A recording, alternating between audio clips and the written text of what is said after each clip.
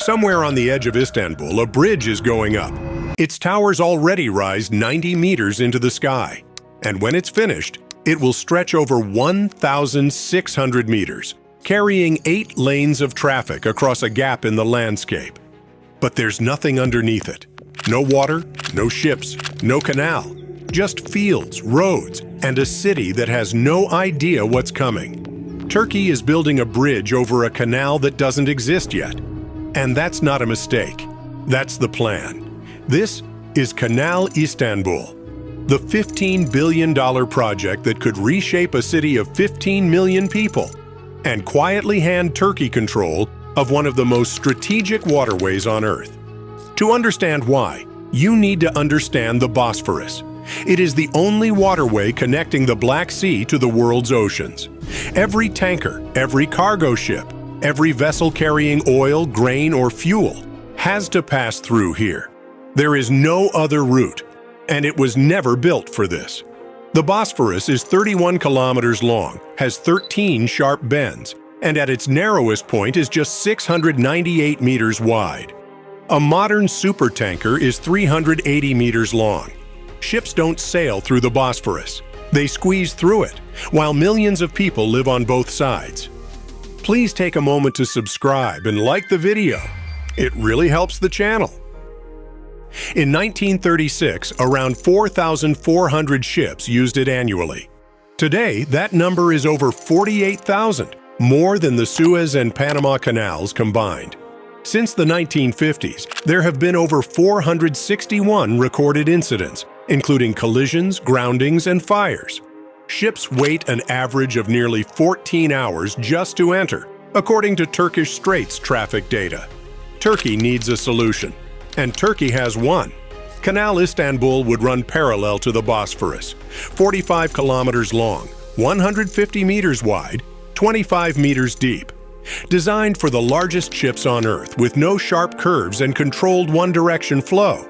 But building it means removing 1 billion cubic meters of rock and soil. To feel that number, it is enough to bury the entire island of Manhattan under 16 meters of dirt. If you loaded it into dump trucks lined end to end, they would wrap around the Earth twice. For comparison, the Suez Canal required 75 million cubic meters. The Panama Canal, 170 million. Canal Istanbul requires 1 billion. 13 times more than Suez. The excavated material would build 3 artificial islands in the Sea of Marmara. 6 bridges would cross the canal, and along its banks, Turkey plans an entirely new city, called Yenisehir, or New City, with housing, offices, and commercial zones stretching the full length of the waterway. On paper, one of the most ambitious projects in human history. Here is the part most people miss. The Bosphorus is free. Under the 1936 Montreux Convention, all merchant ships have the legal right to pass through the Turkish straits at no charge. Turkey cannot tax them, cannot stop them. The strait runs through the heart of their largest city. And in 2020, Turkey earned an average of just $3,900 per ship crossing it. Canal Istanbul is different. A man-made waterway is not automatically covered by Montreux. Turkey could charge whatever it wants. At $5 per ton of cargo, the government estimates over $1 billion in annual revenue. Erdogan said it plainly, Montreux applies to the natural straits. The canal is outside it entirely. That statement triggered a crisis. Russia, which depends on the Black Sea for its navy and oil exports, said the convention would not be renegotiated under any circumstances. Greece, Ukraine, Bulgaria. Every Black Sea nation started watching closely. Inside Turkey, 104 retired admirals signed an open letter warning the canal would destroy Turkey's international obligations. 10 of them were detained for questioning, a move critics called intimidation. A construction project had become a geopolitical war, and while that war was raging, Turkey quietly started building. Not the canal, the bridge. The Sazlıdere Bridge towers are already climbing toward 196 meters. Its foundations are already sunk into the ground, directly where the canal's deepest channel will be excavated. When workers finally start digging, They will have to dig around their own bridge's supports. Engineers call this sequential construction. Critics call it building the roof before the walls. Why do this? Because the bridge makes everything else inevitable. Once it goes up, land becomes valuable. Developers buy. Housing starts. Turkey has already tendered over 28,000 residential units along the canal route. Thousands are built. Families are moving in. A real estate market is growing around a canal that technically does not exist. And once that happens, once billions in property are sold, once a new city starts taking shape, canceling becomes almost impossible. There is one more number worth knowing. Turkey's inflation has been above 50% for years. The lira has lost over 80% of its value since 2018. A project announced at $15 billion could cost $40 billion by the time excavation begins, if Turkey can afford to finish it at all. But two risks remain that no bridge can solve. The first is water. The Black Sea and Mediterranean have different salt levels, temperatures, and ecosystems, kept in balance by the Bosphorus acting as a natural valve. A second canal breaks that balance. In 2021, the Sea of Marmara turned white, covered in biological slime that fishermen called sea snot. It suffocated marine life and shut down fishing for hundreds of kilometers.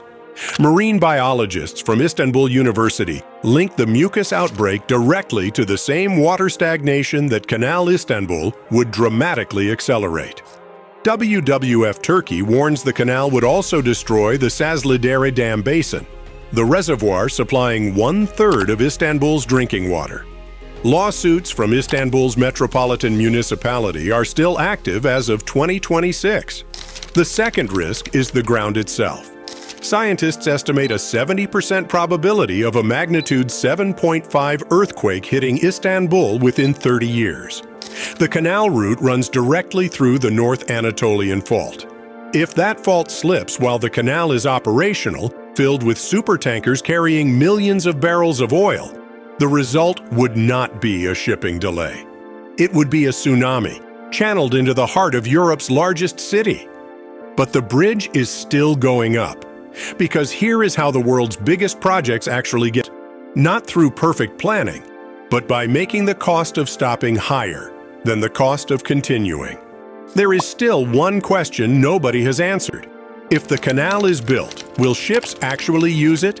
Because under the Montreux Convention, tankers can still use the Bosphorus for free. Turkey cannot force them onto a toll canal. The only way to make Canal Istanbul profitable is to eventually ban tankers from the Bosphorus entirely, for safety reasons. The moment that ban happens, Russia, Greece, and every Black Sea nation will fight back with every international court on Earth. Canal Istanbul is not just a canal. It is a $15 billion bet that Turkey can redirect global trade, rewrite international law, and survive an earthquake, all at the same time. The towers are still climbing. The question is no longer whether Turkey can build this canal. The question is whether Istanbul will survive it.